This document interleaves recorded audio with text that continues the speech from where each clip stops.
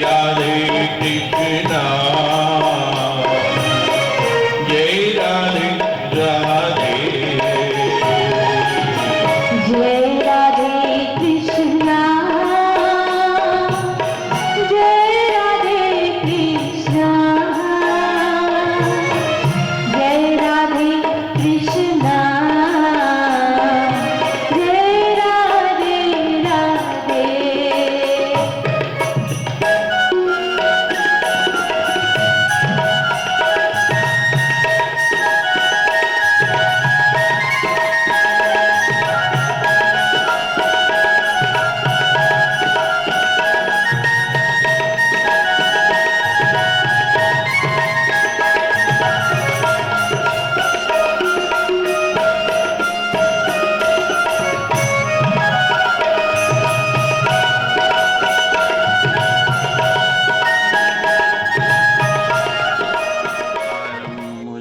भुजगशयनं पद्मनाभं सुरेशं विश्वाधारं गगनसदृशं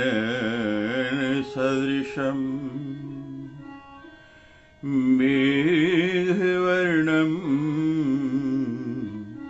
शुभांगम्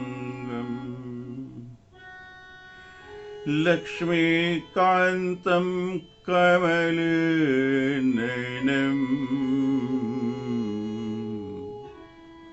योगिभिर्ध्यानगम्यं वन्दे विष्णु भवभयहरं सर्वलोकैकनाथम्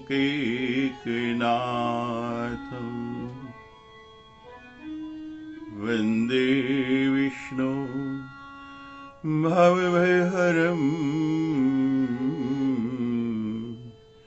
सर्वलोकैकनाथम्।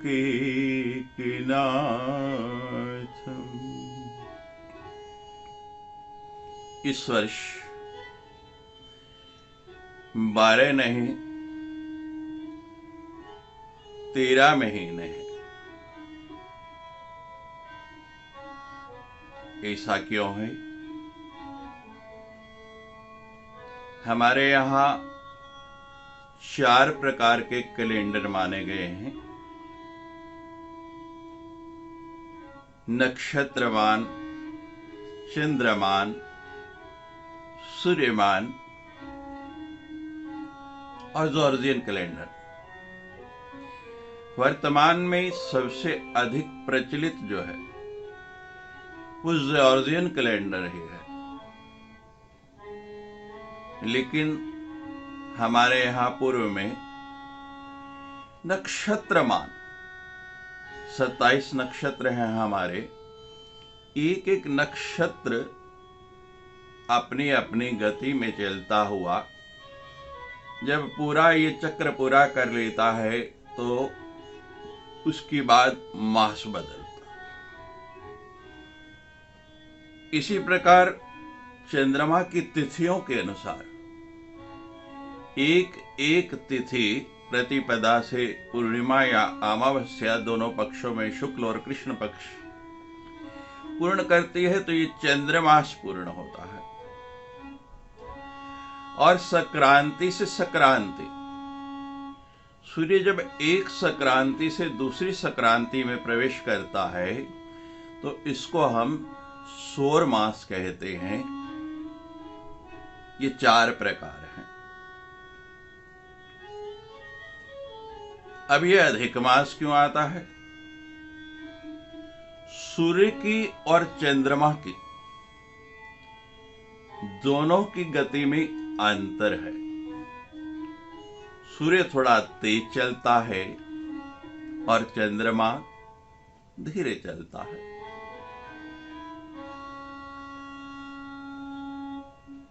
एक वर्ष के अंदर सूर्य और चंद्रमा की इस भिन्न गति के कारण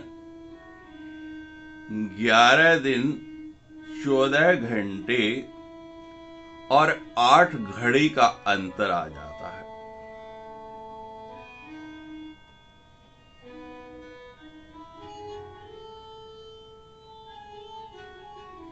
और 3 साल के बाद लगभग यानी कि 32 महीने 16 दिन और 8 घड़ी के बाद ये अधिक मास आता है। अधिक मास की अवधि 28 दिन से लेकर और 30 दिन की होती है।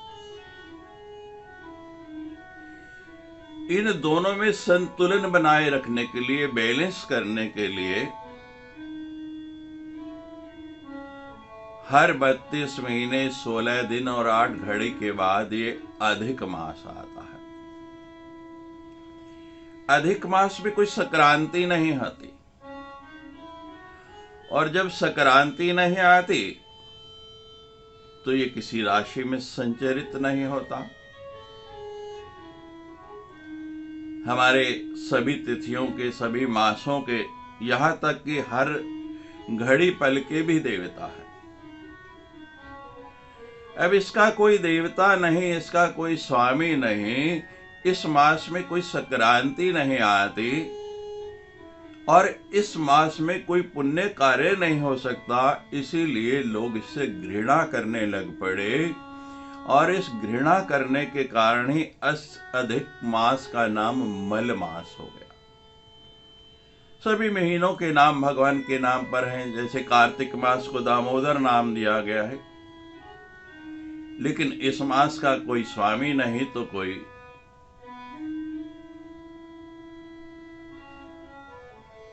देवता भी नहीं। तो इस मास का स्वामी नहीं होने के कारण ये रुदन कर रहा मास। तो भगवान विष्णु एक दिन इनके पास पहुंचे और कृष्ण के पास गोलोक में ले गए कि तू क्यों रो रही है। पद्म पुराण में यह वर्णन आता है कि भगवान ने कहा तू रो मत, मैं तुझे अपना नाम दूंगा, और इस मास में जप करने का, पूजा करने का फल जो है वो 16 गुना अधिक होगा। हिंदू धर्म के अंदर इस मास का विशेष महत्व है। संपूर्ण भारत की हिंदू परायण जनता इस पूरी मास में पूजा पाठ, भगवत भक्ति, व्रत, उपवास, जप और योग आदि कार्यों में संलग्न रहती है। ऐसा माना जाता है कि अधिक मास में किए गए धार्मिक कार्यों का किसी भी अन्य माह में किए गए पूजा पाठ से 16 गुना अधिक फल मिलता है। इस मास में अपना इहलोक और परलोक दोनों सुधार सकते हैं।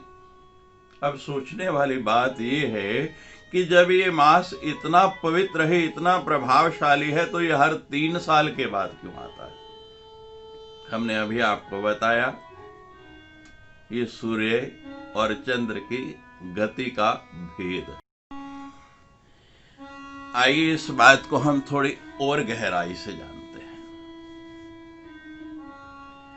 अधिक मास वशिष्ठ जी के सिद्धांत के अनुसार हमारे ज्योतिष की गणना के अनुसार चलता है, और इस बार जो अधिक मास है यानी कि अश्विन मास, ये 19 साल के बाद आ रहा है, और इसका महत्व इसलिए और भी बढ़ जाता है। अधिक मास में सभी पवित्र कार्य जैसे आपके मांगलिक कार्य, विवाह, गृह प्रवेश, नया वाहन खरीदना आदि, इनको वर्जित माना गया है। अतिरिक्त होने के कारण ये मास मलिन होता है, इसलिए धार्मिक संस्कार नहीं होते। मलिन होने के कारण मलमास नाम पड़ गया। लेकिन जब भगवान ने इसको अपना लिया, अधिक मास के अधिपति स्वामी भगवान विष्णु माने जाते हैं। पुरुषोत्तम भगवान विष्णु का ही एक नाम है, इसलिए अधिक मास को पुरुषोत्तम मास के नाम से भी पुकारा जाता है। इसके विषय में एक बड़ी ही रोचक कथा पुराणों में पढ़ने को मिलती है। कहा जाता है कि भारतीय मनुष्यों ने अपनी गणना पद्धति से हर चंद्र मास के देवता निर्धारित किए हैं। क्योंकि अधिक मास सूर्य और चंद्रमास के बीच संतुलन बनाने के लिए प्रकट हुआ है, तो इस अधिक मास का अधिपति बनने के लिए जब कोई तैयार नहीं हुआ, ऐसे में ऋषि मुनियों ने भगवान विष्णु से आग्रह किया कि वे इस मास का भार अपने ऊपर ले लें। भगवान विष्णु ने ऋषि मुनियों के इस आग्रह को स्वीकार कर लिया और इस तरह ये मल मास के साथ पुरुषोत्तम मास बन गया। अब अधिक मास की एक बड़ी ही सुंदर पौराणिक कथा आपको सुनाते हैं। पांडवों को वनवास हो गया और खांडव वन में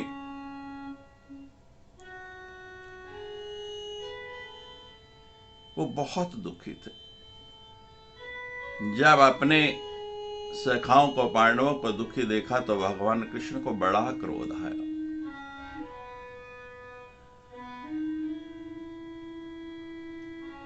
जब क्रोध शांत हुआ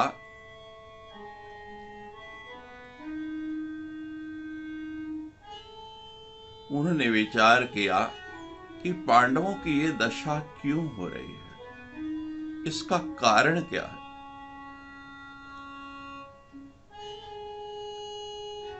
मेरे सखा मुझ पर विश्वास, मेरी आराधना, मेरी पूजा करने वाले हैं, फिर भी इनकी ऐसी दशा। भगवान ने जब विचार किया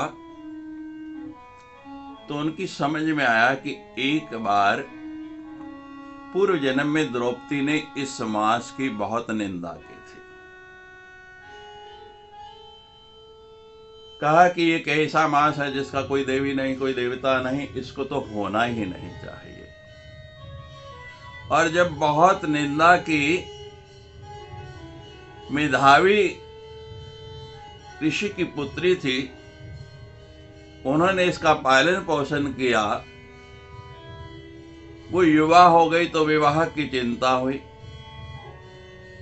और विवाह की चिंता करते करते उपयुक्त वर नहीं मिला और उसका, मेधावी ऋषि का देहावसान भी हो गया। एक दिन उन मेधावी ऋषि के मित्र जो है घूमते घूमते वहां आए।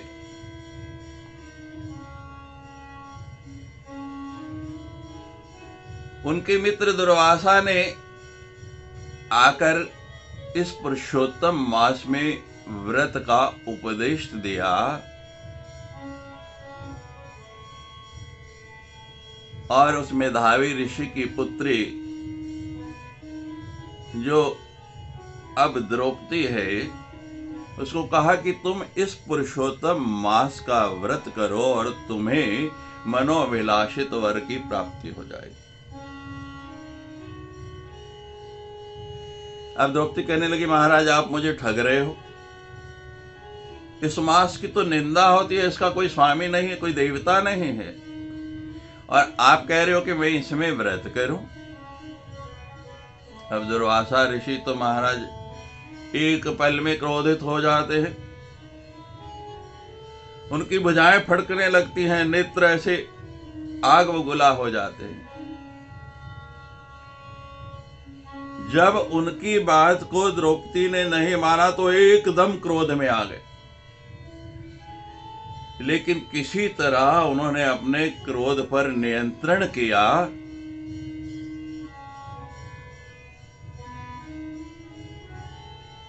और द्रौपदी को कह दिया कि तुमने इस पुरुषोत्तम मास का अपमान किया है, तुमको इसका दोष लगेगा, तुमको ये पाप भोगना पड़ेगा। महाराज इसका निवारण कैसे होगा? तो कहा कि 9000 साल तप करो, भगवान शंकर की आराधना करो, तब जाकर इसका निवारण हो पाएगा। ने तप प्रारंभ कर दिया 9,000 साल इतना लंबा तप करना पड़ा। संत महापुरुष की बात को स्वीकार नहीं करना, उनके उपदेश को शंका की दृष्टि से देखना, परिणाम क्या होता है आप देखोगे। 9,000 साल के कठिन तप के बाद भगवान शंकर प्रसन्न हुए, दर्शन दिया।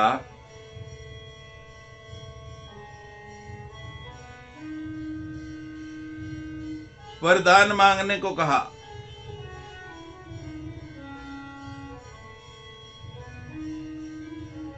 द्रौपदी कहने लगी, महाराज मैंने पुरुषोत्तम मास की निंदा की है। मैंने कहा कि इसका कोई देवी देवता नहीं है।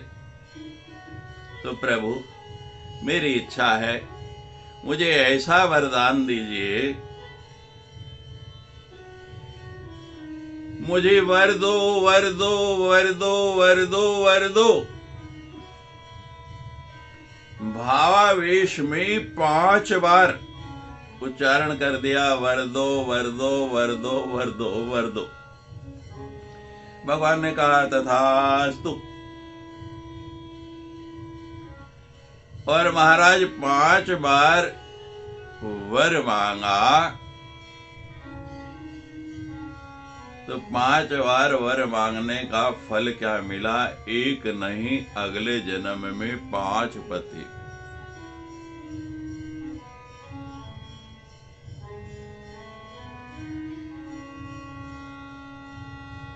इसी व्रत को करने से नहुष ने इंद्रत्व पद की प्राप्ति की। इसी अधिक मास में भगवान ने नृसिंह अवतार लेके और हिरण्यकश्यप का वध किया।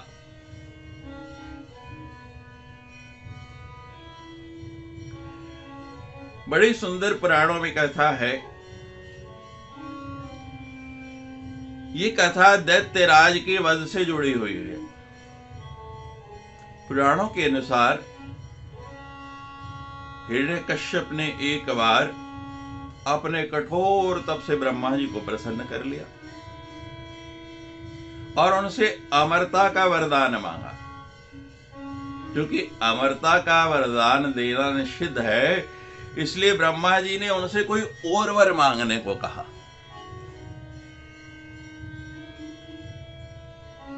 तब हिरण्यकश्यप ने वर मांगा कि संसार का कोई नर नारी पशु देवता या असुर उनको मार नहीं सके। वे वर्ष के 12 महीनों में किसी भी दिन मृत्यु को प्राप्त ना हो, यानी 12 महीनों में से कोई महीना नहीं होना चाहिए। जब वे मरे तो ना दिन का समय हो और ना रात का समय हो, ना वो किसी अस्त्र से मरे ना किसी शस्त्र से मरे, ना उसे घर में मारा जा सके ना घर से बाहर मारा जा सके। देखिए राक्षस कितने बुद्धिमान होते हैं। ना कोई मांस छोड़ा ना अस्त्र शस्त्र छोड़ा, और घर और बाहर मैं इसमें भी नहीं मरूं। अब ब्रह्मा जी ने वरदान दे दिया, और जब अमरता का वरदान मिल गया तो वो स्वयं को अमर मानने लगा और उसने खुद को ही भगवान घोषित कर दिया कि मैं ही भगवान हूं और किसी भगवान की नहीं, सिर्फ मेरी ही पूजा करो। पर आप देखते हैं कि उसी का पुत्र प्रहलाद जब विष्णु का स्मरण करता तो वो कितना क्रोधित होता और कैसे कैसी दंड कैसी कैसी सजाएं, कितनी प्रताड़ना उसने प्रहलाद की कि इसका नाम लेना छोड़ दे। समय आया और यही अधिक मास, क्योंकि वरदान मांगा था मैं 12 महीने में से किसी महीने में न मरूं, तो 13वां मास चुना भगवान ने। और इस 13वें मास के अंदर भगवान ने नरसिंह अवतार लिया। ना अस्त्र से मारा ना शस्त्र से मारा, ना भूमि पर, ना भूमि के ऊपर, अपनी गोदी में लिटाकर, अपने अंक में उसको लिटा लिया। ना अस्त्र से मारा, ना शस्त्र से मारा, अपने नाखूनों से उसको बधेर किया। ना घर के अंदर मारा, ना घर के बाहर मारा,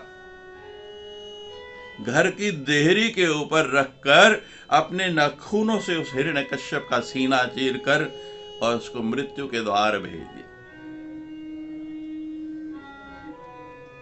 इस मास में भौतिक नहीं आध्यात्मिक कार्य करें। इस मास में ब्रह्म मुहूर्त की अवधि बहुत कम होती है। इसमें भागवत कथा कराएं, देवी भागवत कराएं, शिव पुराण करें, रामचरितमानस का पाठ करें और जितना हो सके उतना जप करें।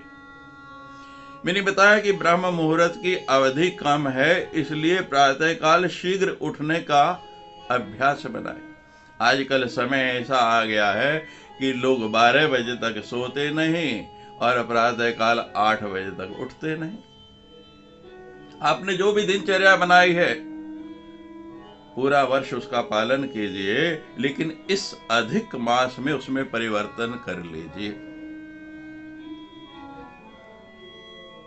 यह अवसर 19 साल के बाद आया है। ये बड़ा सुंदर अश्विन मास। हिंदू धर्म के अनुसार प्रत्येक जीव 5 महाभूतों से बनकर मिला है। इन 5 महाभूतों में जल, अग्नि, आकाश, वायु और पृथ्वी ये सम्मिलित है। अपनी प्रकृति के अनुसार ही ये पांचों तत्व प्रत्येक जीव की प्रकृति न्यूनाधिक रूप में निश्चित करते रहते हैं। अधिक मास में समस्त धार्मिक कृत्यों, चिंतन, मनन, ध्यान, योग आदि के माध्यम से हर व्यक्ति अपने शरीर में समाहित इन 5 तत्वों में संतुलन स्थापित कर सकता है। आप इम्बैलेंस हो गए हैं, आपके शरीर का संतुलन बिगड़ गया है, उसी से रोग आते हैं, उसी से आपको उद्वेग होता है, उसी से अनिद्रा होती है, उसी से आपके मन का उच्चाटन होता है, उसी से आपको शांति नहीं मिलती है, क्योंकि इन 5 तत्वों का संतुलन जो है वो बिगड़ चुका है। ये मास इस संतुलन को बनाने के लिए सबसे उत्तम समय है। और इस बार इस मास का महत्व इसलिए भी अधिक बढ़ जाता है क्योंकि ये कोरोना काल चल रहा है। कोरोना वो कृत्य जो आज तक आप करते रहे वो नहीं, लेकिन ये कृत्य जो मैं आपको बता दे रहा हूं ये अवसर मिला है। इस पूरे मास में 18 सितंबर से लेके और 16 अक्टूबर तक इस मास में आपको ये कृत्य करने हैं।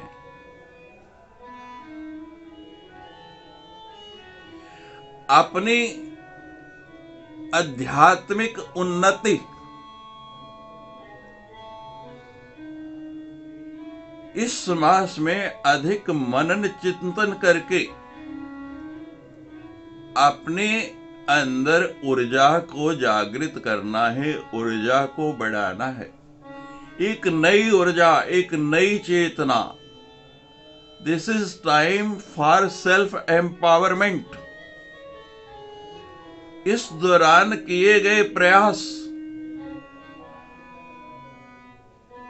आपकी कुंडली में ब्राह्मण ने कितने भी दोष बताए हों, आपकी जन्म पत्रिका में कितने भी दोष हैं, उन सब दोषों का निराकरण आप इस मास में कर सकते हैं। बड़ा सुंदर सुअवसर मिला है आपको। अधिक मास में व्रत, उपवास, पूजा, पाठ, ध्यान, कीर्तन, भजन, मनन, इसको अपनी दिनचर्या बना लें, जीवनचर्या बना लें। इस मास में किए हुए यज्ञ हवन, अपनी पुराणों का, सदग्रंथों का,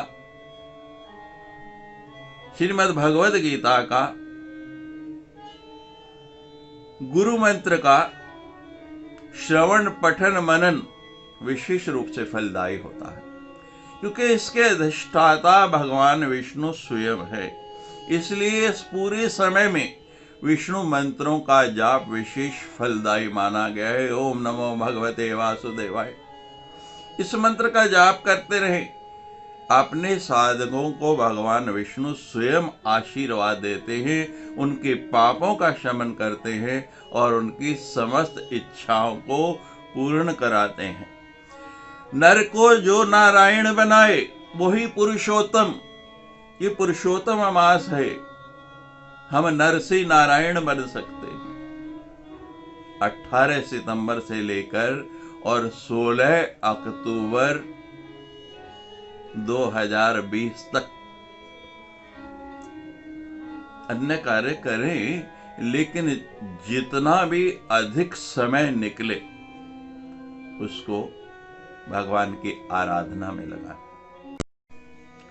पुरुषोत्तम मास के बारे में हमारे धर्म ग्रंथों में वर्णित है। येनाहमर्चितो भक्त्या मासे अस्मिन् पुरुषोत्तमे येनो अहम् अर्चितो भक्त्या मासे अस्मिन् पुरुषोत्तमे धन पुत्रम सुखम भुक्त्वा पश्चात गोलोक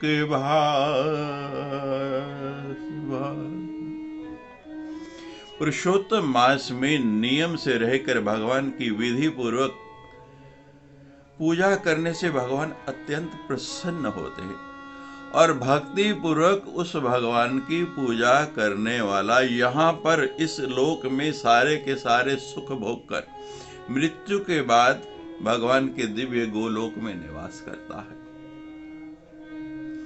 जब एक मास में 2 संक्रांति हो तो क्षय मास कहलाता है, और जिसमें संक्रांति नहीं हो वो अधिक मास कहलाता है। चंद्रमास का संबंध चंद्रमा से है। अमावस्या के बाद चंद्रमा जब मेष राशि और अश्विन नक्षत्र में उदित होकर प्रतिदिन एक एक कला को बढ़ता हुआ 15वें दिन चित्रा नक्षत्र को पूर्ण करता है, तब वो महीना चित्रा नक्षत्र के कारण चैत्र कहलाता है। जिस पक्ष में चंद्रमा क्रमशः बढ़ता हुआ शुक्लता प्रकाश को प्राप्त करता है वो शुक्ल पक्ष कहलाता है। जिसमें घटता हुआ कृष्णता की ओर बढ़ता है वो कृष्ण पक्ष कहलाता है।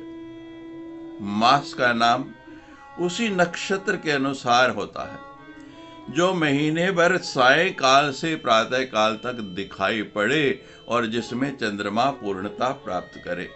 चित्रा, विशाखा, ज्येष्ठा, आषाढ़, श्रवण, भाद्रपद, अश्विनी, कृत्तिका, मृगशिरा, पुष्य, माघा एवं फागुनी नक्षत्रों के अनुसार ही इन चंद्रमासों के नाम क्रमशः चैत्र, विशाख, ज्येष्ठ, आषाढ़, श्रावण, भाद्रपद, अश्विन, कार्तिक, मार्गशीर्ष, पोष, माघ एवं फागुन होते हैं।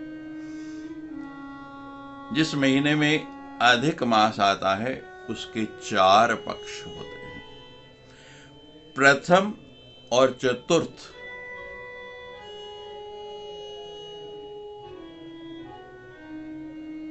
द्वितीय और तृतीय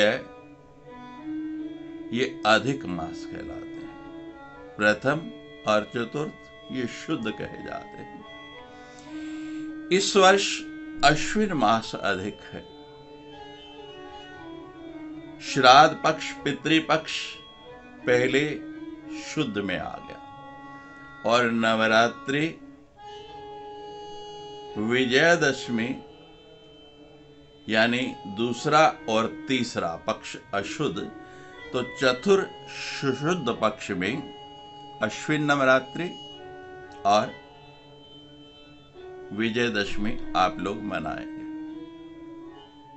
शिरोमणि नामक ग्रंथ में श्री भास्कराचार्य जी ने कहा है कि चंद्रमास में सूर्य संक्रांति नहीं होती, इसलिए उसको अधिक मास कहते हैं। अधिक मास में फल की प्राप्ति की कामना से किए जाने वाले समस्त कार्य वर्जित कहे गए हैं। इसीलिए विवाह, मुंडन, यज्ञोपवीत, गृह प्रवेश, व्यापार का प्रारंभ, कोई बहुमूल्य वस्तु खरीदना, भूमि खरीदना, नया आभूषण खरीदना, नया वाहन खरीदना, नववधु का प्रवेश, दीक्षा ग्रहण, देव प्रतिष्ठा, सकाम यज्ञ आदि का अनुष्ठान, इनका निषेध किया गया है। और कोई कार्य नहीं, ये मांगलिक कार्य वर्जित हैं। तो हमारे पास समय ही समय है इस अधिक मास में कुछ अधिक करना है, एक्स्ट्रा। ये एक्स्ट्रा मास में इसमें कुछ एक्स्ट्रा ऑर्डिनरी करे। भगवान श्री हरि का पूजन करें, उनको प्रसन्न करने के लिए व्रत, उपवास, दान, और सबसे बड़ा कार्य अपने मन को पवित्र करने का प्रयास करें। इति मन चंगा तो कठौती में गंगा, निज मन मुकुर सुधार। इस मास में इस बिगड़े हुए मन को सुधारें। भगवान ने इस मास को अपना नाम दिया है, इस मास के स्वामी हो गए हैं। हम इस मास में भगवान की आराधना करते हुए उनसे ये प्रार्थना करें, हे जगत पूज्य और जगत के वंदनीय, हम आपकी आराधना कर रहे हैं, हमारे दुख दारिद्र्य का नाश करें और आप हमारे भी स्वामी बने। हे वावास्य संजात स्वामी चे मधुसूदन, इतनानन्मा जगत् सर्वं पवित्रं च भविष्यति। मत्सादृश्यमुपागम्ये मासानामधिपो भवेत्, जगत् पूज्यो जगत् वन्द्यो मासोऽयं तु भविष्यति। पूजकानां सर्वेषां दुख दारिद्र्य खंडने।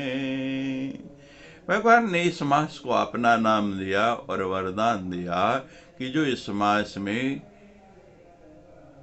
मेरी पूजा, मेरी आराधना, मेरा ध्यान, मेरा मनन, मेरा जप करेगा, उसके दुख दरिद्रों का नाश होगा, उसके सभी कष्टों का मैं हरण कर लूंगा। मंत्र है, किसी भी मंत्र का आप मनन कीजिए, किसी भी मंत्र का जप कीजिए, सब उचित है। लेकिन विशेष रूप से भगवान ने कहा है कि इस मास में निम्न मंत्र का जाप करें तो मैं बहुत शीघ्र प्रसन्न होता हूं। गोवर्धन धरम वंदे, गोवर्धन धरम वंदे, गोपालं गोपरूपिणं, गोवर्धनं धरं वन्दे, गोपाल गोपरूपिणं,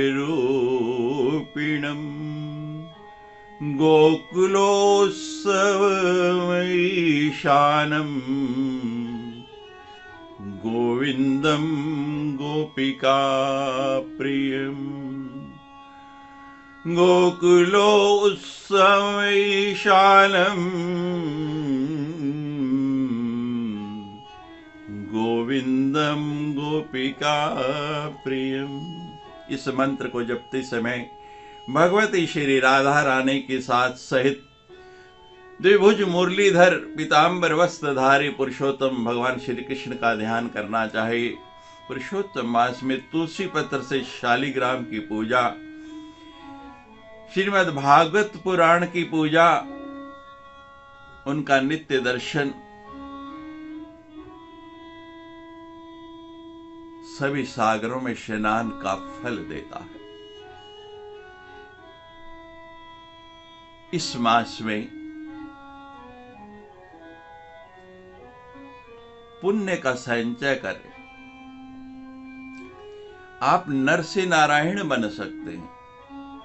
पुरुषोत्तमेति मासस्य नामप्यस्ति सहेतुकम् तस्य स्वामी कृपा सिंधु पुरुषोत्तम उच्यते। अहेमावास्य संजाते स्वामी च मधुसूदने एतन्नामा जगत् सर्वं पवित्रं च भविष्यति। मात सादृश्यमपुगाम्ये मास नामधिपो भवेत्। जगत् पूजो जगत् वन्द्यो मासोऽयं तु भविष्यति। पूजिकानां च सर्वेषां दुःख दारिद्र्य खण्डने। भगवान पुरुषोत्तम इसको अपना नाम देकर इसके स्वामी बन गए हैं, इसलिए इसकी महिमा बहुत बढ़ गई है। इस पुरुषोत्तम मास में साधना करने से मैंने बताया कि 19 वर्ष बाद आ रहा है।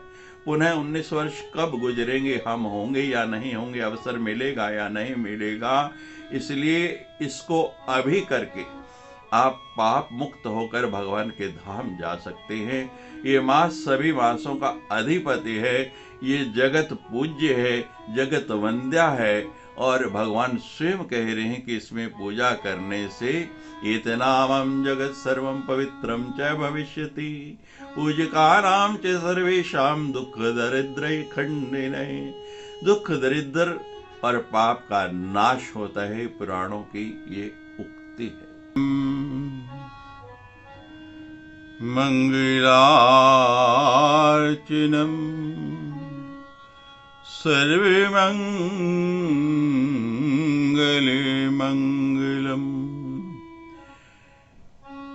परिमानन्दराज्यं च सत्यम् अक्षरम् अव्ययम्। जो मंगल रूप हैं, जिनका पूजन मंगलमय है,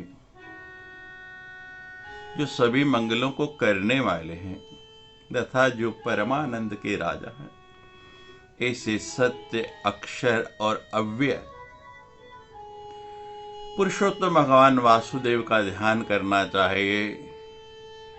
ओम नमो भगवती वासुदेवाय। ओम नमो भगवते वासुदेवाय। इस मंत्र का इस अधिक मास में नियमित रूप से जप करें। इस मास में श्री विष्णु सहस्त्र नाम, पुरुष सूक्त, श्री सूक्त, हरिवंश पुराण या भगवान की अन्यान्य कथाओं का श्रवण सभी मनोरथ पूरे करता है। घट स्थापन करें इस मास के प्रारंभ में पूरे मास की अवधि के लिए। अखंड घी का दीपक जलाएं। भगवान शालिग्राम की स्थापना करके उनकी पूजा स्वयं करें या ब्राह्मण द्वारा कराएं। श्रीमद् भगवत गीता के 15वें पुरुषोत्तम नामक अध्याय का नित्य प्रेम पूर्वक अर्थ सहित पाठ करना चाहिए। पुरुषोत्तम मास में श्रीमद् भागवत की कथा का पाठ कराना महान पुण्यदायक होता है।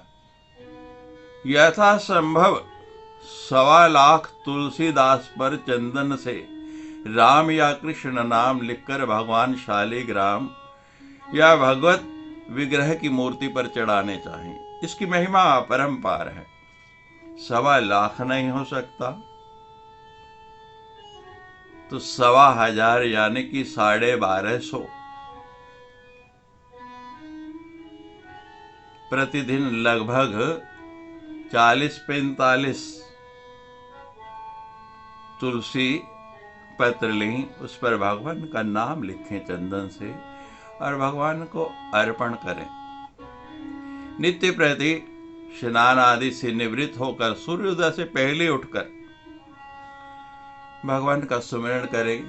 गोवर्धनम धरम वंदे गोपालम गोपरूपिणीम गोकुलोत्सवमीशानम गोविंदम गोपिका प्रियम। इस मास की महात्म्य में श्री कौंडे ऋषि जी कहते हैं, ध्यायेन्नवघनं श्यामं द्विभुजं मुरलीधरम् ललत्पीठपटं रम्यं सराधं पुरुषोत्तमम्। इस मास में वैष्णवों की सेवा करनी चाहिए। संत जनों को भोजन कराना बहुत पुण्य का फल बताया गया है। पुरुषोत्तम मास के व्रती को शिव या अन्य देवी देवता, ब्राह्मण, वेद, गुरु, गो, साधु, सन्यासी किसी की भी निंदा भूल कर भी नहीं करनी चाहिए और ना ही सुननी चाहिए। इनका परित्याग करना चाहिए। कम निद्रा लेनी चाहिए।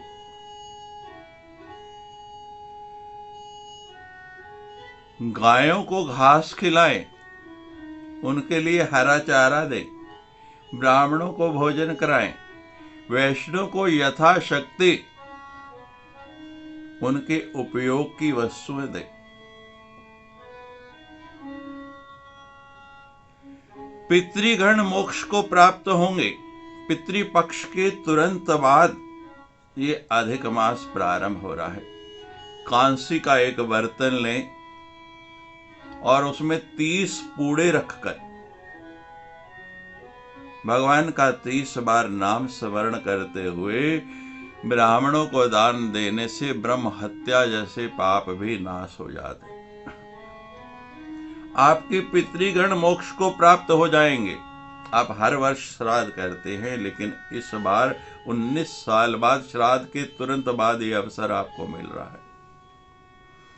संतों के पास जाके आध्यात्मिक विद्या ज्ञान का अर्चन करें। ततश्चाध्यात्म विद्याया कुर्वीत श्रवणम सुधी सर्वथा वित्तहीनोऽपि मुहूर्ते स्वस्थ मानसै। जो बिल्कुल वित्तहीन है, निर्धन है, जिसके पास कोई साधन है, वो भी धनवान बन सकता है। मन स्वस्थ हो जाएगा। हमारा मन ही अस्वस्थ है और सब दुखों का कारण यही है। अपने मन का उपचार करा लीजिए, मन को स्वस्थ बना लीजिए। इस पुरुषोत्तम मास में मन को भी उत्तम बना लीजिए।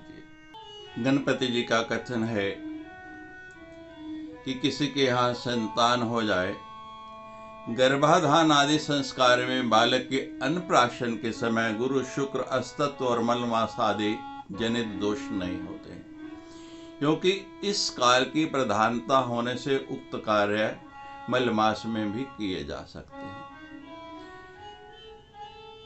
किस किस मास में अधिक मास पड़े, तो सूर्य पुराण के अंदर जो वर्णन आया है हम आपको वो बताते हैं। अधिक मासों में चैत्र मास का जो फल बताया गया है, कहा गया है कि यदि चैत्र महीना अधिक हो तो सुभिक्ष, कल्याण, आरोग्यता और इच्छित शुभ कामनाओं की पूर्ति होती है। यानी चैत्र मास अधिक आ जाए तो बहुत सुंदर है। लेकिन इसके विपरीत ही जब वैशाख मास अधिक हो जाए तो फिर ज्वर, अतिसार, पेशिश आदि की संभावना रहती, यानी आपका स्वास्थ्य बिगड़ सकता है। जेठ या आषाढ़ अधिक आ जाए तो रोग, कष्ट ये अधिक बढ़े। शमन कैसे होगा? यज्ञ और अधिक दान दें, मानसिक यज्ञ करें तो इनकी निवृत्ति हो जाएगी। जब आषाढ़ 2 आते हैं तो पुण्य अधिक प्राप्त होता है, आपका यश बढ़ता है, आपको सुख अधिक मिलता है। सावन या भादों अगर अधिक आ जाए, जिस मास में सावन भादों अधिक आ जाते हैं, समस्त कर्मों की समृद्धि, शूद्रों की वृद्धि। भाद्रपद अधिक होने पर परस्पर विरोध और क्षत्रियों में युद्ध होता है। जैसे अभी देख रहे हैं आप कि युद्ध के आसार रोज बनते नजर आते हैं। अश्विन, कार्तिक, अघन और फागुन, इन 4 महीनों का फल बताया गया है कि जब अश्विन अधिक मास होता है तो दूसरों के शासन और चोरों से जनता दुखी होती है। सुभिक्ष होता है, निरोगता आती है। दक्षिण के अंदर दुर्भिक्ष, इस बार देखें अधिक बाणें दक्षिण में आई हैं। राजाओं का नाश होता है। ब्राह्मणों के लिए अच्छा है, उनकी वृद्धि होती है। ग्रंथ में कहा गया है कि शक संख्या 1666,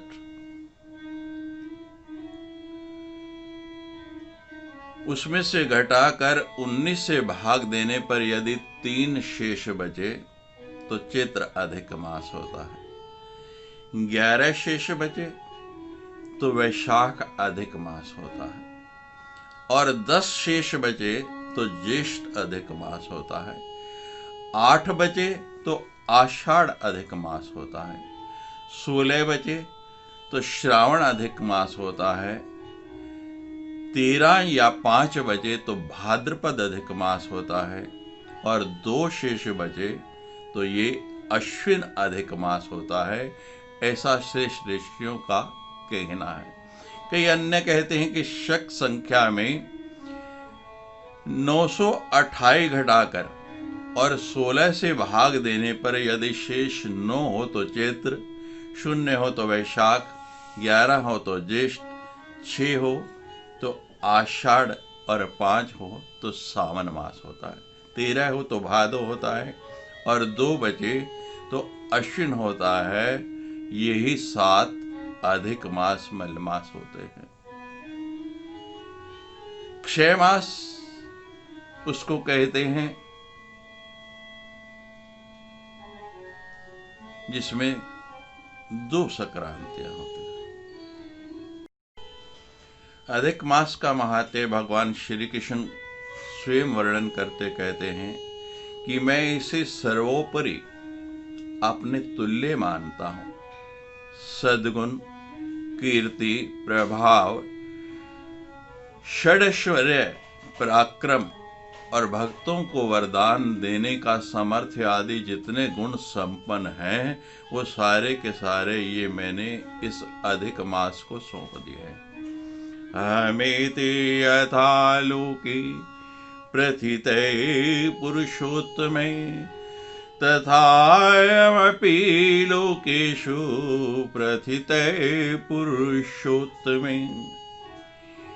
इन गुणों के कारण जिस प्रकार मैं वेदों, लोकों और शास्त्रों में पुरुषोत्तम नाम से विख्यात हूं, उसी प्रकार यह मलमास अधिक मास भी भूतल पर पुरुषोत्तम नाम से प्रसिद्ध होगा।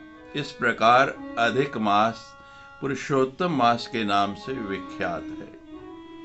भगवान कहते हैं इस मास में मेरे उद्देश्य से जो ब्रह्म मुहूर्त में उठकर स्नान करके भगवत स्मरण करेगा, दान, जप, होम, स्वाध्याय, पितृतर्पण और देवार्चन आदि करेगा, उन सब का अक्षय फल उसको प्राप्त होगा। और जो प्रमाद से इस मास को खाली ही बिता देंगे, उनका जीवन मनुष्य लोक में दारिद्र्य, पुत्र शोक तथा पाप के कीचड़ से इस मास की तरह ही निंदित हो जाएगा, इसमें संदेह नहीं है। सुगंधित चंदन दीप आदि से लक्ष्मी सहित भगवान तथा पितामह भीष्म का पूजन करो। घंटा, मृदंग और शंख ध्वनि के साथ कपूर और चंदन से आरती करें। रुई की बत्ती बनाकर उसका दीपक बनाकर प्रतिदिन उनसे आरती उतारें, अनंत फल की प्राप्ति होगी।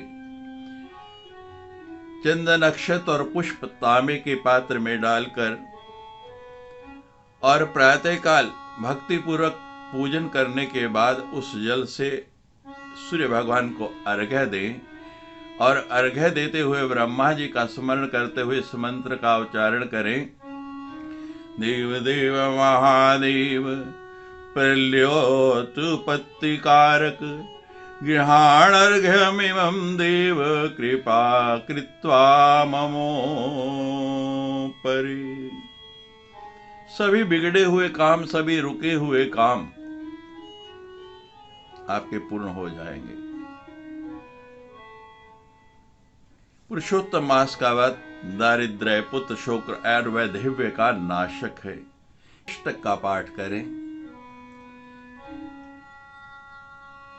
भगवान की बड़ी सुंदर और प्रसिद्ध लीला है माखन चोरी। उसी चोरी अष्टक का पाठ नित्य प्रति करें। अधिक मास में कोई भी चोरी का लांछन आपको नहीं लग पाएगा, और लगा है तो उससे भी निवृत्त हो जाएंगे। मैं स्वयं इसका स्वामी हूं।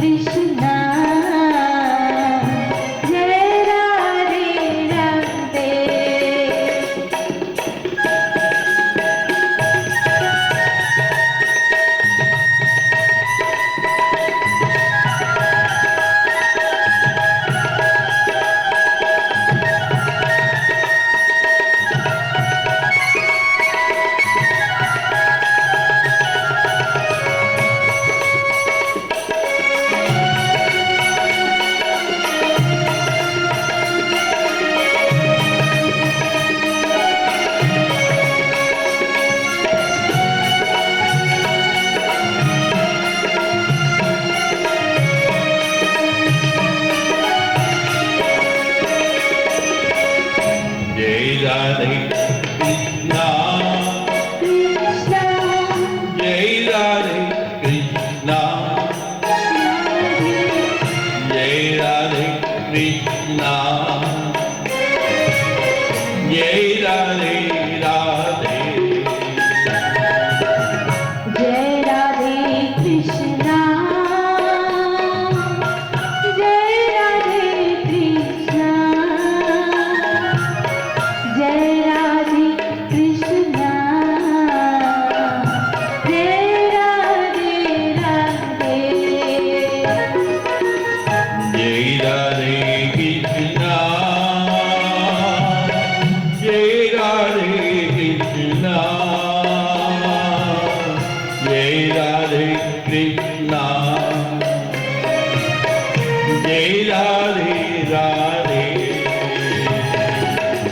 जय राधे कृष्णा जय राधे कृष्णा जय राधे कृष्णा जय राधे राधे जय राधे कृष्णा जय राधे कृष्णा जय राधे कृष्णा जय राधे राधे राधे जय राधे कृष्णा जय राधे कृष्णा जय राधे कृष्णा जय राधे राधे राधे जय राधे कृष्णा जय राधे कृष्णा जय राधे